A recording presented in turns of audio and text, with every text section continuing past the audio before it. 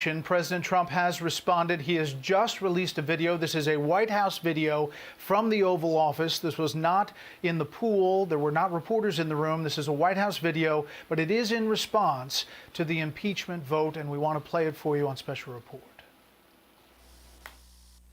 My fellow Americans, I want to speak to you tonight about the troubling events of the past week. As I have said, the incursion of the U.S. Capitol struck at the very heart of our republic. It angered and appalled millions of Americans across the political spectrum. I want to be very clear. I unequivocally condemn the violence that we saw last week. Violence and vandalism have absolutely no place in our country and no place in our movement.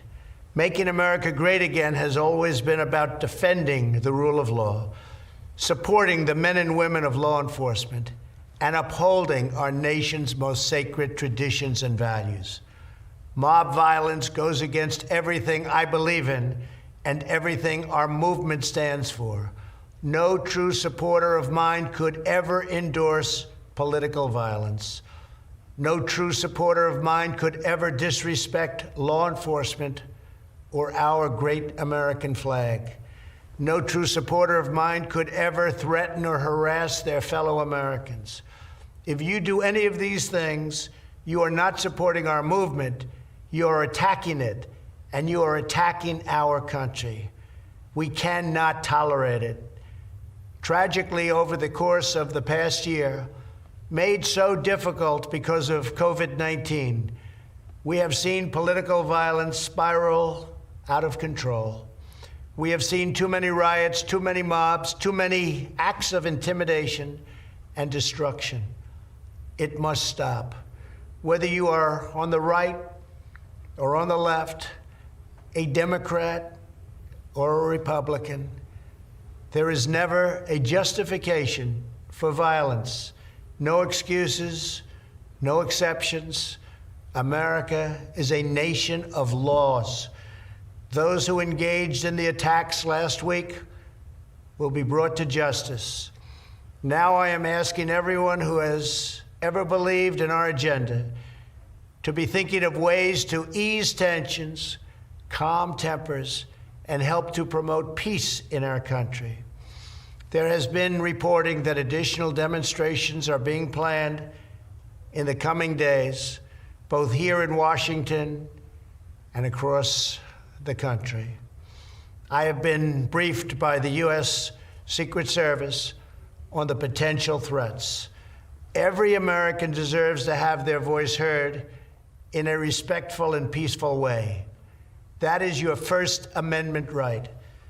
But I cannot emphasize that there must be no violence, no law breaking, and no vandalism of any kind. Everyone must follow our laws and obey the instructions of law enforcement. I have directed federal agencies to use all necessary resources to maintain order. In Washington, D.C., we are bringing in thousands of National Guard members to secure the city and ensure that a transition can occur safely and without incident. Like all of you, I was shocked and deeply saddened by the calamity at the Capitol last week. I want to thank the hundreds of millions of incredible American citizens who have responded to this moment with calm, moderation, and grace. We will get through this challenge just like we always do. I also want to say a few words about the unprecedented assault on free speech we have seen in recent days. These are tense and difficult times. The efforts to censor, cancel, and blacklist our fellow citizens are wrong, and they are dangerous. What is needed now is for us to listen to one another, not to silence one another.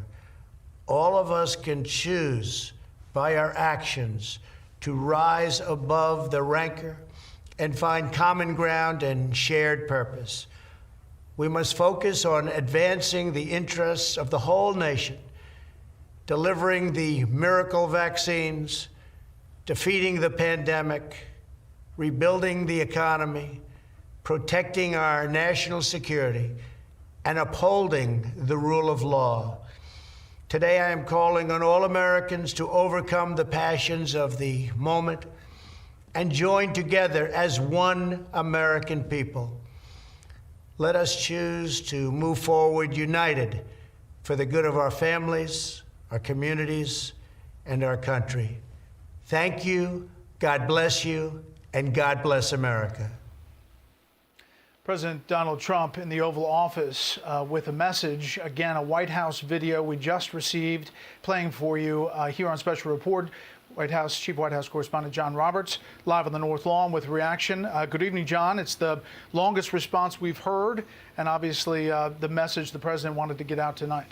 Yeah, just about 5 minutes and 13 seconds long. This was something that was put together after the impeachment vote came down in the House, but notable that the president did not talk at all about impeachment, something that he just yesterday referred to as a continuation of the years-long witch hunt. But the president talking about the violence, saying that no supporter of his would ever threaten or harass their fellow Americans, that he unequivocally condemns the violence, and that he has authorized all force necessary to prevent any further violence, imploring his supporters to go forward in peace, and that there be no violence, that there be no vandalism, nothing like that between now and the inauguration and beyond.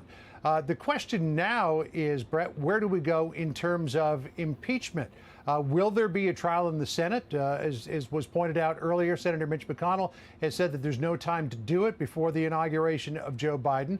I do know that the president's aides have reached out to outside counsel to see who might be available should a trial occur in the Senate. I am told that the president's last impeachment team, Pat Cipollone, Patrick Philbin, Jay Sekulow, and Pam Bondi, would not be signing up for another drink at the well.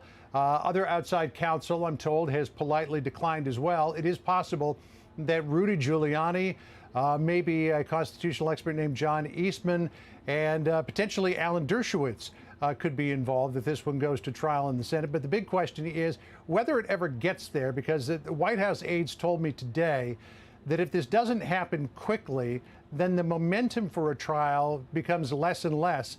And if this gets pushed out to, as Congressman James Clyburn of South Carolina suggested, after Joe Biden's first 100 days, they believe that the potential for a conviction in the Senate will be greatly diminished. Brett?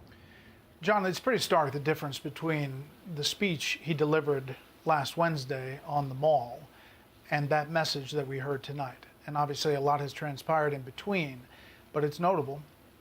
Yeah, I mean, there's even a difference between what we heard tonight and what we heard yesterday. Yesterday, as he was at Joint Base Andrews, about to board Air Force One, the president said that his speech on the ellipse a week ago has been analyzed and was found to be totally appropriate.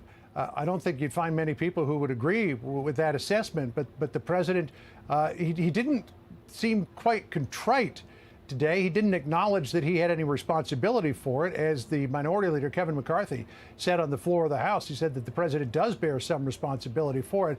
But the president going, I think, further than he has before, saying that he was shocked and saddened by the calamity. But there are a lot of people in America who would say that he is at least partly responsible for that calamity.